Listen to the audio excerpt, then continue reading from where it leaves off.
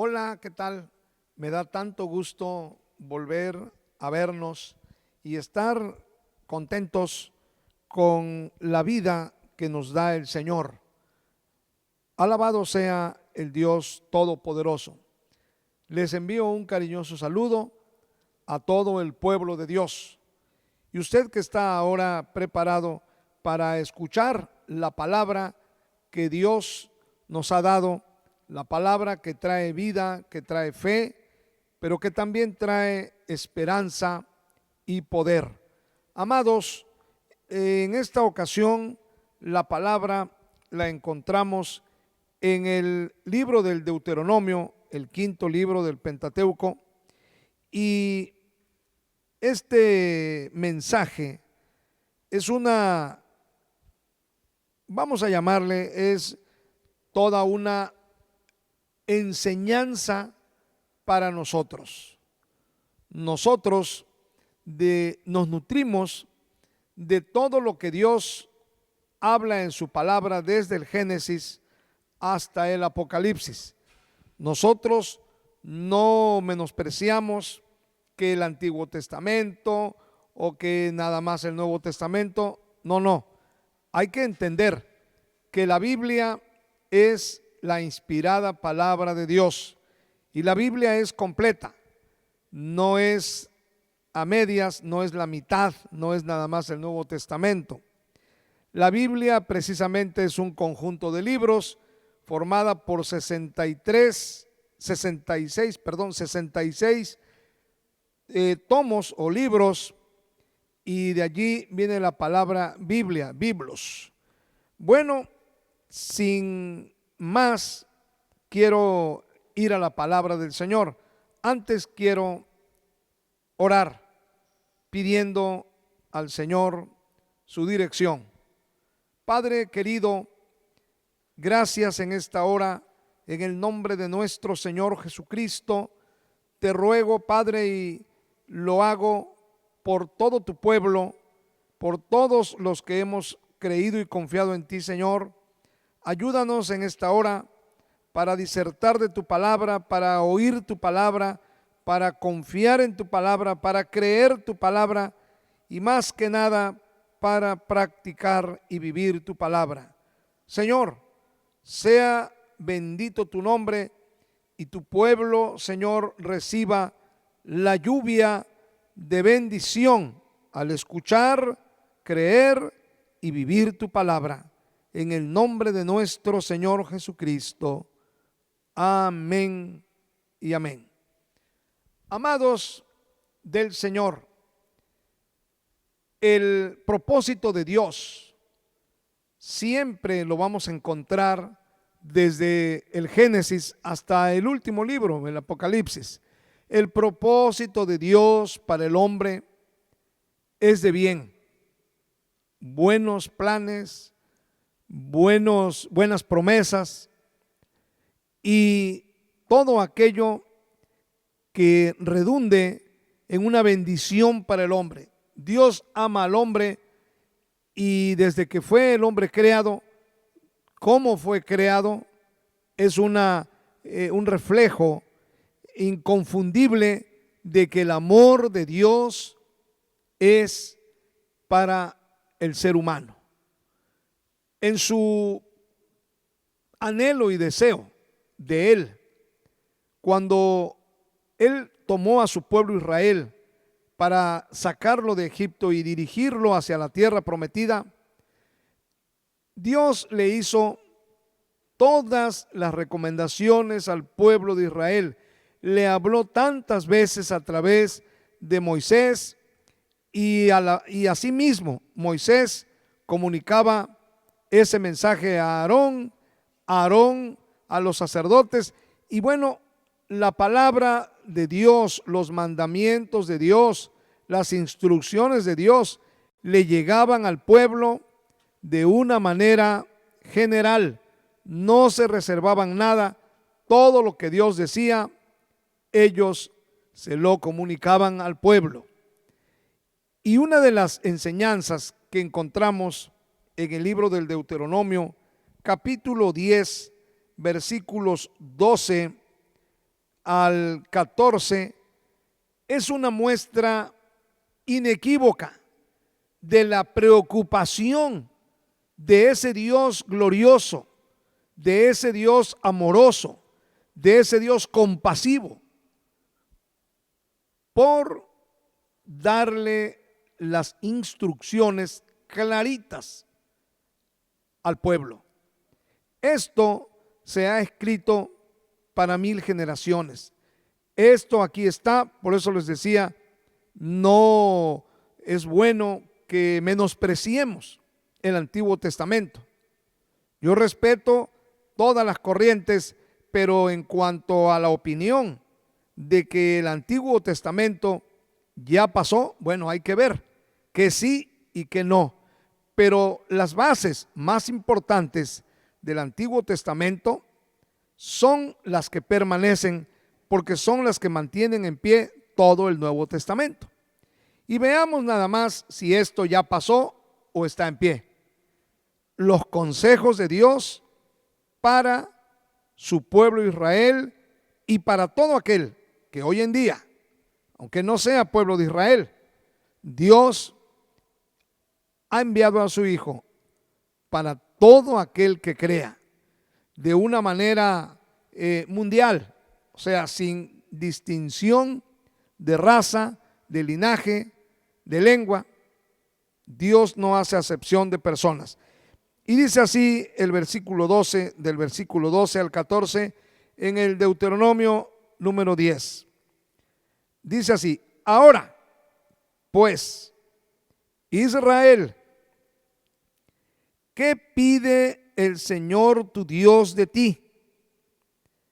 Sino que temas al Señor tu Dios, que andes en todos sus caminos y que lo ames y sirvas al Señor tu Dios con todo tu corazón y con toda tu alma, que guardes los mandamientos del Señor y sus estatutos que yo te prescribo hoy, para que tengas prosperidad.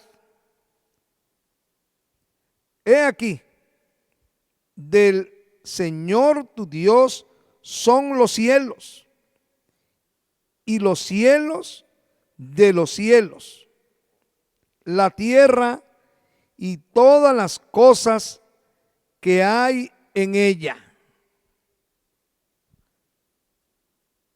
Qué declaración tan nítida. No hay aquí lagunas, no hay puntos oscuros, todo está claro. ¿Qué es lo que Dios demanda del hombre? ¿Qué es lo que Dios pide de ti? ¿Qué es lo que Dios pide de mí? Y qué importante es saber todo esto para que de una manera cuidadosa llevemos nuestra vida por el sendero que Dios nos está marcando. En primer lugar, dice que el Señor, lo que Él quiere, si podemos revisar el verso 12, fíjese, está diciendo, ¿qué es lo que pide el Señor tu Dios de ti? Y comienza, sino que temas al Señor tu Dios. Lo primero, son 4 cosas. Temor de Dios. ¿Qué es temor de Dios? Vamos a ir desglosando. Dios está diciendo que temas al Señor tu Dios. ¿Qué es temor de Dios? No es difícil de entender que el temor de Dios se interpreta aquí en la Biblia como la reverencia que uno debe de tener ante la divinidad, la conciencia que tenemos que tener de que Él es el Todopoderoso, Él es el creador de nuestra vida y del mismo universo. Que Él es infinitamente poderoso, infinitamente glorioso, sumamente santo, sublime, incomprensible por la mente humana. No podemos alcanzar lo que es tan solo pensar en cómo es y existe el universo. Ese Dios eterno, todopoderoso, tiene que ser dentro de nosotros respetado, honrado, tomado en cuenta. Nuestras acciones siempre tendrán que llevar el visto y la supervisión de Él. O sea, Él nos está viendo. Nada escapa de su presencia.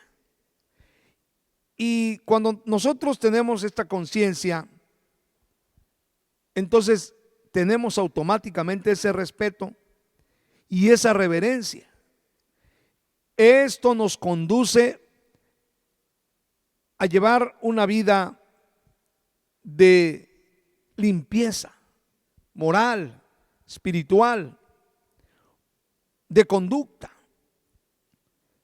Esto nos lleva a regir una vida recta en este mundo ante nuestros semejantes, nos vean o no nos vean. Eso va dentro del corazón. Es un código que tenemos de la presencia de Dios en nuestra vida y en todo lo que se ve y se mueve. ¿Dónde hay un lugar donde no esté Él? Cuando tenemos este concepto de quién es el Señor Dios Todopoderoso, empezamos a alcanzar lo que es tener temor de Dios, el apartarnos de toda maldad. Temor de Dios. ¿Por qué no hago esto o aquello, lo que todo mundo hace? Porque yo tengo temor de Dios. No es a la idea corriente de pensar, tiene miedo. No, temor de Dios es reverencia. Como yo tengo temor de Dios, no me voy a inmiscuir en el mal. Hay un apartamiento de mi vida hacia esas prácticas porque yo tengo temor de Dios. Caminar la vida así es maravilloso. Temor de Dios es lo primero, lo que Dios pide. Número 2, sigue diciendo el mismo versículo 12, que andes en todos sus caminos. ¿Qué es andar en los caminos de Dios? Esto es el camino de la vida, el conducirnos en esta vida. Pero dice ahí que caminemos, que andemos en sus caminos. Para andar con Dios es necesario apegarse a Él. La misma palabra dice que no pueden andar o caminar dos juntos si no estuviesen de acuerdo. Si usted quiere caminar del lado de Dios, de la mano de Dios, tiene usted que estar de acuerdo con Dios. Apegarnos a Él para poder andar en sus caminos. Es decir, para conducirnos según su voluntad. Los caminos de Dios son la manifestación de su voluntad. Lo que sí debemos hacer y lo que no debemos hacer. Andar en los caminos de Dios es andar en su voluntad. Esto también lo pide el Señor. Como número 3, dice, y que lo ames. Y que lo ames. Esto viene a enseñarnos que con Dios no vamos a andar con Él junto de Él por miedo. Aquí aclaramos muy bien lo que decíamos del temor. No vamos a andar con Él por miedo, no le vamos a obedecer por miedo, no vamos a estar haciendo su voluntad por miedo, sino por amor. El amor libre y espontáneo que sale de lo profundo de nuestro corazón. Ese amor que no lo puede recibir nadie que no haya recibido a Cristo Jesús. Y posteriormente el Espíritu de Dios viene a tu vida y te enseña y te lleva, te conduce a ese amor perfecto. El amor que desciende de lo alto. El amor que no puede entender la mente, ni ninguna filosofía puede entender este amor. Es un amor incomparable, incomprensible a la mente humana, tan distante y tan diferente a lo que conocemos como amor humanamente hablando. El amor de este mundo tiene sus bases en la conveniencia de lo que se trate, siempre hay una conveniencia, pero el amor de Dios no es por conveniencia. El amor de Dios es esa profundidad que nace de tu alma, de tu corazón, de lo más íntimo, por estar en la presencia de Dios, por obedecerle, por agradarle en todo. El amor de Dios no podemos nosotros desarrollarlo si Él primeramente no viene por su Espíritu Santo a nosotros. El Espíritu Santo nos lleva a amarle con todo nuestro corazón, con todas nuestras fuerzas, con todo lo que haya en nuestro ser. Para poder amar a Dios necesitamos la fuerza del Espíritu. Sin ello no podemos amar a Dios por sobre todas las cosas.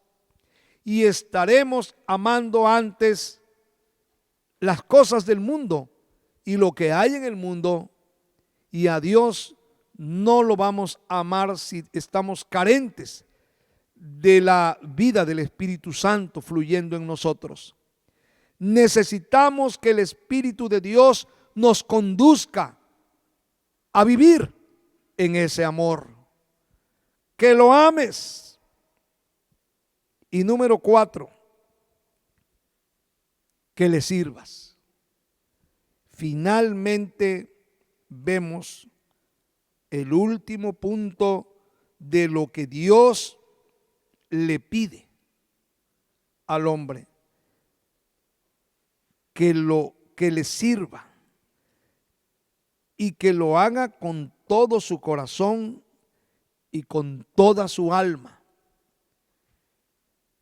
Por el amor a Dios, por el temor que le tenemos, por estar apegados a Él, es que finalmente el hombre le va a servir al Señor con todo su corazón, con toda la disponibilidad de su vida. Aquí entra el entendimiento y la comprensión de por qué estamos sirviendo a Dios cuando nos hemos acercado a Él y ha venido a nuestra vida un proceso. No podemos medir de qué tiempo, pero el proceso no termina.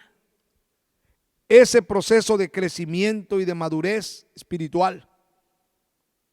Servirle a Dios así es lo mejor como seres aquí en esta tierra que podamos ejecutar en esta vida.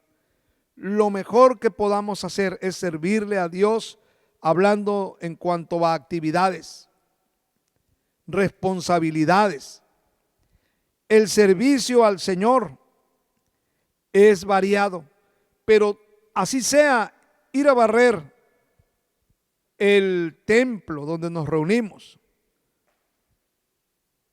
o lo que es aún más difícil para muchos, ir a hacer el aseo de todo el templo, incluyendo baños, puertas, ventanas, todo servicio, desde eso que es lo que muchos no quieren hacer, hasta lo más honorable, pudiéramos llamarle, es servicio a Dios.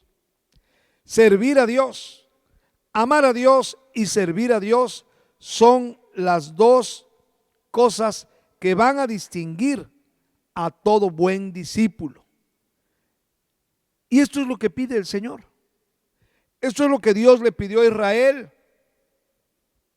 No era gravoso. Los mandamientos de Dios no son gravosos, no son una carga, son una bendición. Y esto es lo que el Señor pide, y además Él nos está garantizando. Fíjense lo que dice el verso 14.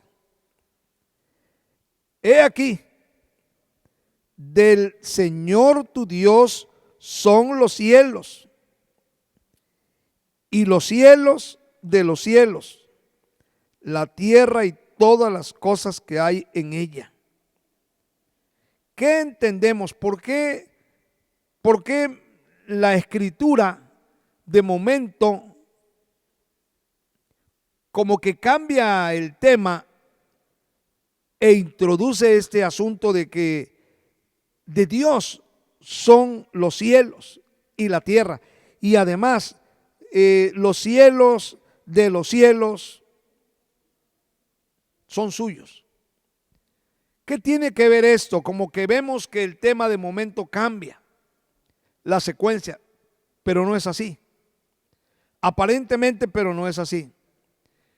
Lo que la palabra nos quiere decir es con quién estamos tratando. Nos está hablando de quién es aquel a quien debemos de tener temor. Nos está describiendo a quién debemos de amarle, con quién tenemos que caminar de la mano, a quién tenemos que servirle. Mire usted qué honor tan grande de ese Dios todopoderoso cuyos cielos son suyos. Aquí encontramos la palabra cielos 3 veces. Todos los cielos, está diciendo, son de Él. O sea, todas las cosas. Primeramente, el cielo de las nubes, de Él son los cielos, cielo de las nubes. Segundo, cielo de los astros. Tercero, cielo de su morada. Cuando dice los cielos, pero de ahí de los cielos. 3 veces menciona la palabra cielos. Es de acuerdo a los niveles tanto literales como espirituales que hay. Pues aquel que es dueño de todo eso es a quien debemos amar y servir, apegarnos a Él y tener temor, reverencia de Él. Yo creo que el consejo de Dios está demasiado claro, y estas son las bases poderosas, fundamentales, para tener una vida abundante y, como aquí lo está diciendo, para que prosperemos. para prosperar en esta vida, es necesario 4 cosas indispensables y usted las puede medir con el Nuevo Testamento y no se contrapone nada, porque esto está vigente para hoy y para siempre. Hágalo, tómelo en su corazón, tómelo en cuenta, practíquelo, vívalo y verá el cambio que vendrá a su vida. Esa es la base de la prosperidad. Y cuando digo prosperidad, no nada más estoy hablando del asunto monetario. La prosperidad es el bienestar moral, físico y espiritual de nuestras vidas y de los que nos rodean, de nuestra familia. Gracias a Dios por esto que encontramos en la bendita palabra del Señor. Y usted puede anotarlo allí, anótelo, repáselo, léalo con calma, vea usted todo lo que dice el resto del capítulo y que Dios le hable y alimente su vida. En esta hora te lo comparto de todo corazón. Dios te bendiga, Dios te guarde y feliz domingo para todo el pueblo de Dios.